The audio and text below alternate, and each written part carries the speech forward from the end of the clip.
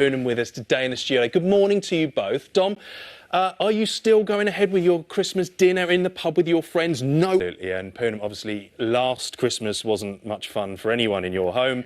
What's happening this Christmas? Yeah, so last Christmas Day, my baby and I tested positive for COVID, so we were self-isolating.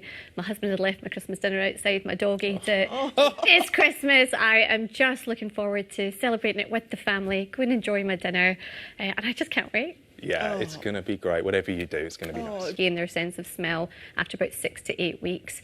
But before I actually lost it, my sense of smell and taste, because taste is very closely connected to smell, I realised how much I'd previously taken this sense for granted.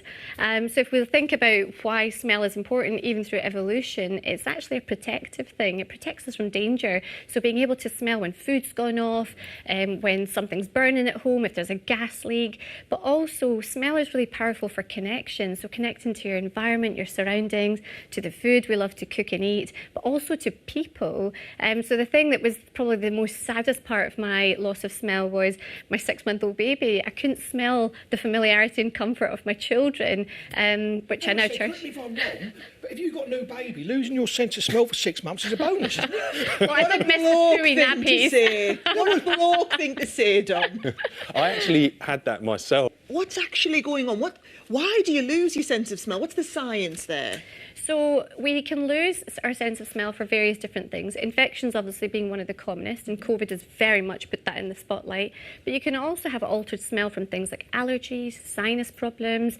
If you have got, for example, you're a smoker, if you've had head injury, any of these things can actually damage the lining of the nasal passages. With reference to COVID, because that's the one that everyone's kind of experiencing at the moment, this is an upper respiratory tract infection, so it affects the nose, the mouth, the throat. But it doesn't just cause inflammation of the lining of these passages, it can also affect the nerves and nerve connections that travel all the way up to the brain that also regulate smell.